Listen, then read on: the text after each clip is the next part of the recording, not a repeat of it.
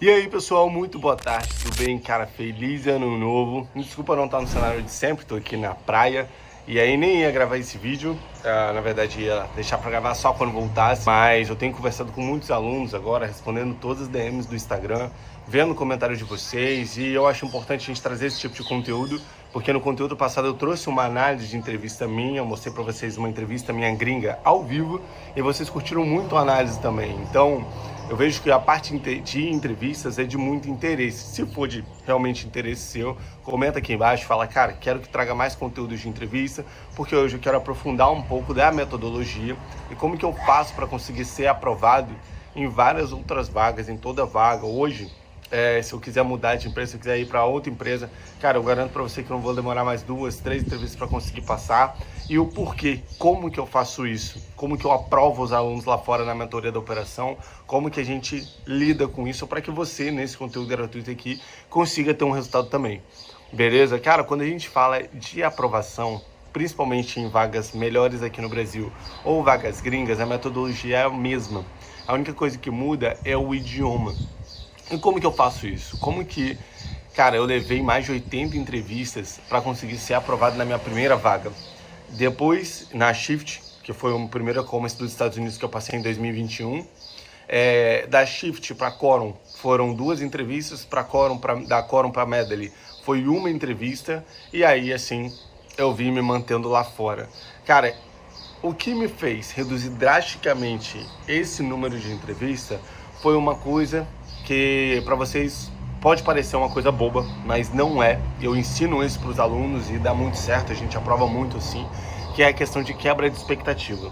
Então, quando eu falo para um aluno ir para uma entrevista, eu preciso que ele não tenha uma quebra de expectativa em nenhum momento da candidatura dele. Ou seja, desde que o recrutador pega o currículo dele ou lê o LinkedIn, aquela expectativa que o RH tem, que a empresa tem, que o recrutador que vai entrevistar ele tem, ela não seja quebrada em nenhuma etapa.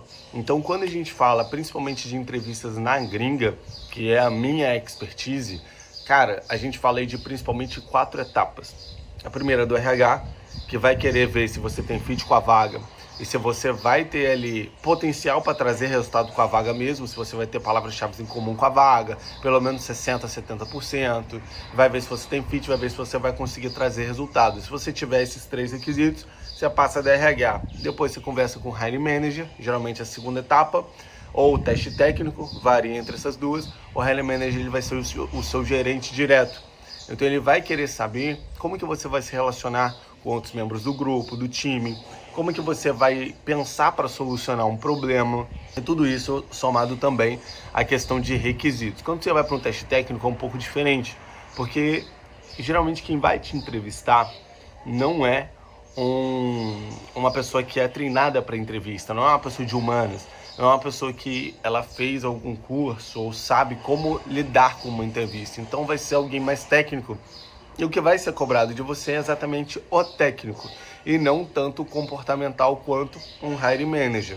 E aí depois é só negociação. Depois, geralmente quando você passa a entrevista técnica, você recebe ali um e-mail falando que você foi aprovado, ou então, olha, estamos nas últimas etapas aqui, formalizando o contrato, só vai ter uma reunião a mais para a gente ajustar algumas pontas que é com outro RH. Então a gente tem essas etapas. E quando um aluno da operação, da mentoria, ele vai para as entrevistas, eu preciso que tudo esteja alinhado.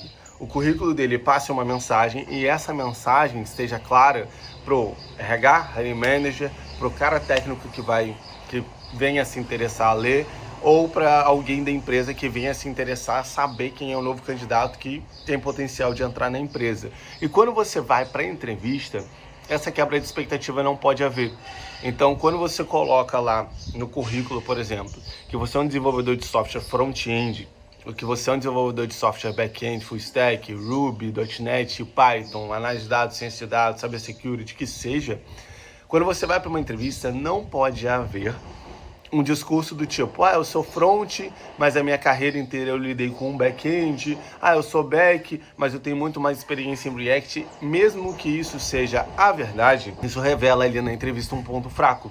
E esse ponto fraco, ele te desclassifica, porque a visão que você passou lá no teu LinkedIn, a expectativa é que você era muito bom no front. Quando você chega na entrevista, você deixa de realçar essa sua habilidade que você tem no front-end e você começa a realçar a falta de habilidade que você tem e a habilidade forte que você tem em outra área, por exemplo, no back-end ou na parte de banco de dados. Então, isso não pode haver. Cara, são mais de 500 alunos ativos hoje dentro da mentoria da operação e sempre que eu vou conversar com um novo aluno, esse discurso ele vem disfarçado de, olha, mas eu tenho que falar a verdade para o recrutador. Eu não posso mentir, mas em momento nenhum você vai mentir. Você só vai omitir.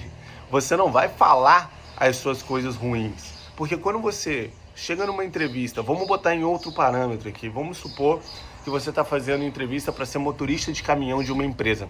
E aí a entrevista ela pede alguns requisitos, como na parte de tecnologia. Ela pede que você tenha carteira, ela pede que você tenha braços e pernas para conseguir dirigir, ela pede que você tenha ali, cara, visão para conseguir dirigir. Então esses são requisitos que você precisa cumprir para ser um motorista de caminhão naquela empresa, correto? E aí imagina que você chega lá e na entrevista você fala assim, olha, eu enxergo, mas eu tenho um grau de miopia de 7 e eu nunca comprei óculos, tá bom? Não faz sentido, quando a gente para pensar, não faz sentido você falar isso. Olha, eu tenho 2 braços aqui, mas às vezes me dá uma tremedeira no braço e o carro dá uma derrapada. Pra que você vai falar isso? Então é a mesma lógica. Quando você vai para uma entrevista na parte de tecnologia, você não vai falar, olha, eu sou front-end, mas minha carreira inteira foi focada mais na parte do back. Mas eu sei muito mais a parte de análise de dados. Você enfraquece o outro lado, que é um ponto forte seu. Pode não ser o mais forte, mas é um ponto forte. Então, eu venho falando muito isso com os alunos, que é a seguinte analogia. Imagina que você vai fazer o teu casamento. E aí, cara, até o casamento você planeja ali há vários meses, você encomenda bolo, você, cara, prepara a festa inteira, e aí você vai encomendar o bolo, você vai ver o Instagram da pessoa, as fotos de encomenda, você vai pedir referência, você vai ver se é gostoso, se não, com quem já comprou. Então você vai ter o máximo de informação para você pagar por aquele bolo e ser um bolo gostoso, cumprir as suas expectativas. E aí imagina que você vai pegar o bolo no dia, faltando 2 dias para a festa do casamento, e aí a pessoa vai lá e fala assim, olha aqui, toma aqui o teu bolo de padaria. Tu parou com o carro, a pessoa veio com o bolo, você tirou do pote para olhar, toma teu bolo de padaria. E aí você fala, ué, mas eu não pedi isso, eu pedi um bolo de casamento. Olha, é assim que eu trabalho, toma aqui o teu bolo. Cara, é óbvio que você vai ficar puto, é óbvio que você vai ficar decepcionado, é óbvio que você nunca mais vai pedir bolo naquele lugar. É a mesma coisa, porque você vende um bolo de casamento ali no teu LinkedIn, você chega na entrevista e você mostra, olha só, eu sou um bolo de padaria. E aí, quando isso acontece, geralmente a pessoa não passa da primeira etapa, ou chega ali nas finais e não passa. Por quê? Porque há uma quebra de expectativa. Essa expectativa veio lá do currículo. E quando a maioria das pessoas que eu converso não é nem chamado, é porque ela não está conseguindo nem ser um bolo de casamento no currículo. E aí muita gente chega e fala assim, Lucas, mas como que eu vou mostrar ser um bolo de casamento? Como que eu vou mostrar ter habilidade se eu não tenho experiência, se eu estou procurando a minha primeira vaga, seja no Brasil ou seja na gringa? O seu bolo de casamento, ele está em você mostrar mão na massa e não experiência em outras empresas. Então, quando você não tem experiência, a gente mostra nos alunos da operação um bolo de casamento, mostrando mão na massa em projetos. Projetos que simulam ali atividades reais, projetos que não são Ctrl+C, Ctrl+V. Podem até ser em sua maioria, mas que você adicionou uma feature, uma atualização, alguma coisa nova que realmente adicionou valor naquilo. Realmente usando tecnologias que estão aí no mercado, que você se aprofundou, que você procurou, que você tentou resolver aquele problema e adicionar uma coisa a mais para conseguir ser uma aplicação mais completa, entendeu? Uma feature mais completa, uma parada mais completa. Você teve esse olhar. Quando você vai para a entrevista, a empresa entende que quando você olhar o sistema deles, você também terá esse olhar, provavelmente, de adicionar coisas novas, coisas usuais, coisas que realmente vão agregar valor para a empresa. E aí você consegue mais créditos para conseguir passar. Você consegue mostrar que, olha só, eu sou um bolo de padaria nas minhas experiências, mas eu sou um bolo de casamento aqui na mão na massa. Pode me botar dentro que eu vou conseguir trazer resultado. É essa visão que eu sempre quero passar com os alunos da operação, e é isso que eu sempre falo para os alunos que a gente tem que passar quando a gente vai para uma entrevista. Quando a gente faz o bolo de casamento no currículo no LinkedIn, é para ser chamado para entrevista. Mas esse bolo tem que se mostrar um bolo de casamento a partir de todas as etapas da entrevista também, para que você consiga passar. Fechou? Cara, eu já peguei muito aluno ali que entra na mentoria com 10, 15 anos de experiência, cara, não consegue passar exatamente por causa dessa quebra de expectativa. E seja ali na parte de entrevista, seja ali na parte de currículo, e quando a gente alinha isso, a gente consegue fazer. Atualmente a gente está fazendo um desafio chamado Desafio Contratado no primeiro trimestre de 2026. O aluno tem um roadmap todo ali, todos os dias, atividades para ele fazer em 10, 20 minutos. E, cara, tem gente sendo aprovada em 18 dias de desafio, 20 dias de desafio, um mês de desafio. Cara, é absurdo. Por quê? Porque você tem uma lista exatamente falando, ó, faz isso, que aqui você fazendo, seguindo essa ordem, você vai conseguir se mostrar um bolo de casamento em todas as etapas. E aí o retorno vem. Hoje a mentoria está ali perto dos R$3.000, ali uns 200 e pouco por mês, se for pagar a mensalidade ali. E, cara, o aluno, primeiro salário dele, ele vai ali para 5, 6, 7, 8 mil reais ali da mentoria. Geralmente alguém que está entrando do zero, talvez 2,5, 3 mil reais ali primeiro. Alguém que já está no mercado em 5, 6, 7, pegando a vaga como pleno. Alguns alunos pegando a primeira vaga como pleno. E se for falar vaga gringa, aí esquece. Aí a discrepância é tão injusta que não vale a pena comparar você receber ali um salário de $25, a primeira vaga lá fora, para um investimento de 3 mil reais. Então, cara, faço esse vídeo aqui para mostrar um pouco do que a gente está fazendo aqui dentro, de conceitos que realmente aprovam, e para vocês realmente terem um resultado com gratuito, porque eu entendo que se você me acompanha aqui no YouTube, se você vê os meus vídeos e você aplica o que a gente fala aqui, você vai ter resultado.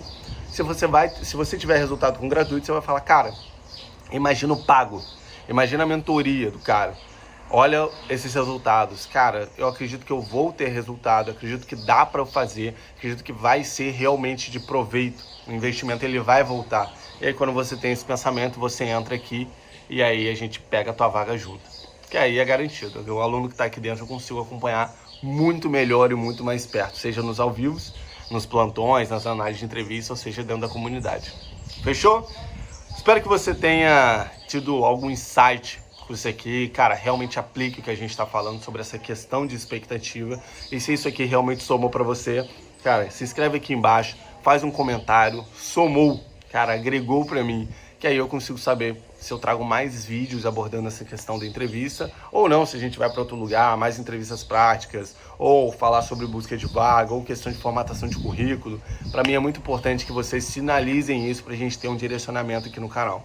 Top? Tamo junto, valeu, feliz ano novo e vamos fazer 2026 diferente e muito melhor do que o 2025 foi. Valeu?